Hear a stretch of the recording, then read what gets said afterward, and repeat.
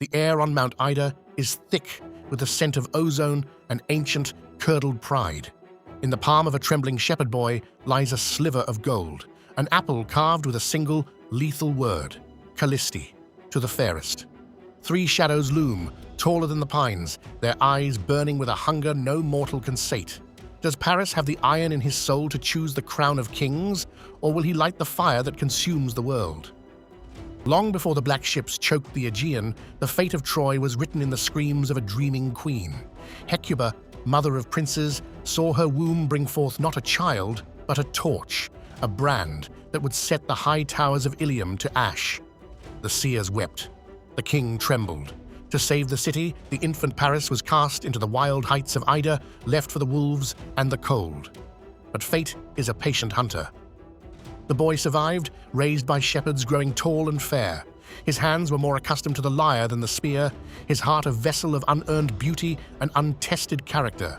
He lived in the shadow of his own ruin, a prince of goats and mountain streams, unaware that the gods were already weaving his shroud. He was a man hidden from his destiny until the day the heavens decided that a mortal must settle a divine grudge.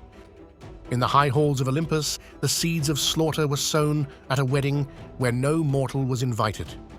Eris, the goddess of strife, discarded and unbidden, threw her spite among the guests in the form of gold.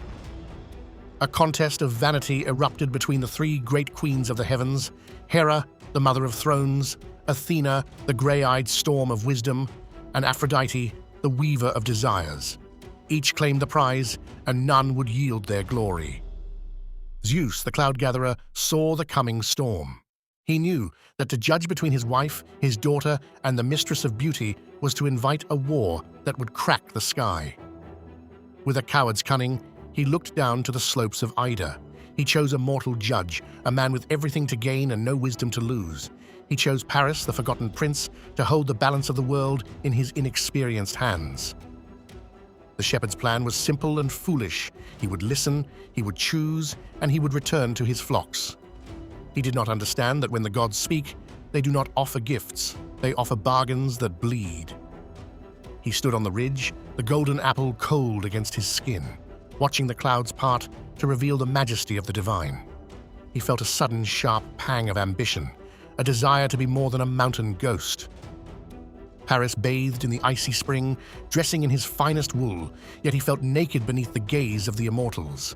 He did not arm himself with a blade, he armed himself with his own vanity. As the goddesses descended, the wind died, and the birds fell silent. Among them stood Hermes, the messenger, holding the staff of heralds. One short line escaped the god's lips as he handed over the apple. Judge, and let the world bear the weight. Hera spoke first, her voice like the grinding of chariot wheels over stone. She did not offer love, she offered power. She commanded him to choose her, promising the lordship of all Asia. She offered a throne that would humble kings, where his word would be the law of nations. Paris felt the pull of the scepter. He saw himself as the king of kings, his name echoed in every marketplace. It was a choice of leadership and duty. But the shepherd's hands were soft.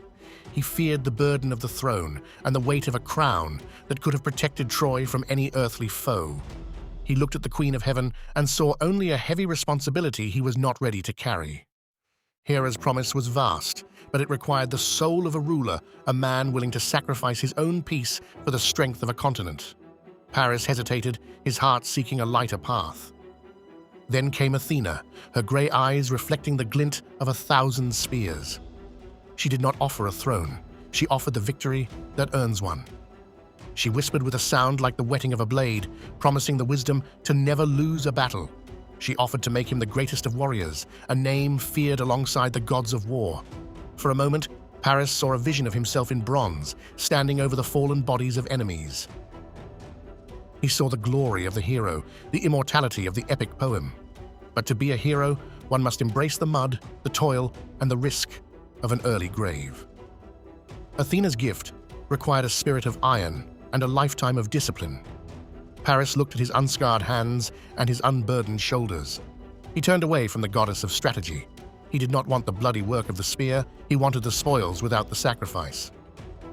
Finally, Aphrodite stepped forward, the air blooming with the scent of sea salt and crushed roses. She did not offer power nor the hard-won glory of the shield. She offered a face. She offered Helen. She spoke not of duty or honor, but of the secret, pulsing hunger that lies in the gut of every man who has forgotten his purpose. She promised him the most beautiful woman in the world, the prize that makes even kings weep. Paris looked at the apple. The gold seemed to pulse with a warmth that matched the fire in his own veins. The images of empire and the echoes of battle faded into a dull hum, replaced by the vision of a woman's eyes. In this heartbeat, Paris realized he did not want to protect Troy. He wanted to satisfy himself. He extends his hand. The apple is placed in the palm of Aphrodite. The choice is made. The deal is struck. The struggle was not one of swords, but of the soul's erosion. As the other two goddesses vanished, their parting glares were more terrible than any wound. Hera's face was a mask of eternal vengeance. Athena's was a promise of tactical ruin. They did not leave in defeat. They left to begin the mobilization of the world. They went to the hearts of the Greeks, to the halls of Agamemnon, to begin sharpening the spears of the coming war. Paris stood alone on the mountain, the golden apple now a heavy, leaden thing in his hand, feeling a triumph that was as hollow as a drum. He returned to the city of Troy not as a savior, but as a plague-bearer. He reclaimed his birthright and his royal robes, but the air in the halls of Ilium had changed. His brother Hector, the true lion of the city, looked upon him with a growing, unspoken dread that the end had begun. Hector spent his days in the sun, sweating in bronze, training the youth of Troy to defend their homes. Paris spent his days in the shade, dreaming of the Spartan shore. The struggle of the war had begun before a single ship had sailed, for the rot was already in the heart of the prince. He reached the court of Menelaus in Sparta as a guest, bound by the sacred laws of guest friendship that protect the traveler and host alike. To break this oath was to spit in the face of the gods, but Paris, blinded by the gift of Aphrodite, saw only the woman.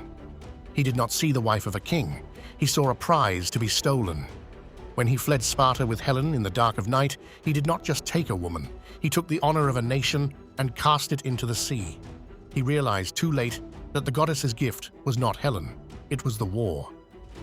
As Paris's ship cut through the waves back toward Troy, the wind carried the sound of 1,000 hammers striking 1,000 anvils. In the markets of Troy, the people cheered their prince's return, marveling at the beauty of the woman he brought. But the old men and the seers watched the horizon. They saw the smoke before it rose. They saw the crows gathering before the first body fell. The golden apple was gone, replaced by impending doom. He had achieved what no other man had, the possession of the greatest prize in existence. But the cost was the extinction of his line. Every time he looked into Helen's eyes, he saw the ghost of the warriors who were already marching toward their graves. He had traded the survival of his civilization for a decade of fevered sleep. Paris stood on the walls of Troy, watching the Greek fleet appear like a forest of black masts. Beside him stood Hector, a man who fought for a brother he did not respect and a cause he knew was lost. Paris looked at his brother's scarred face and knew he had forced a better man to pay for his indulgence. The lesson was etched in the dust. A man's strength is not measured by what he can take, but by what he is willing to refuse. Paris chose his heart, the gods chose the shroud. History remembers Paris for his passion and the face that launched 1,000 ships. But in the trial of the judgment, he learned that the most beautiful gift is often the sharpest blade, and that a prince who chooses desire over his people is the architect of his own shadow. Walk with us through the old stories. Subscribe to Saga Weaver, where ancient warriors face impossible choices.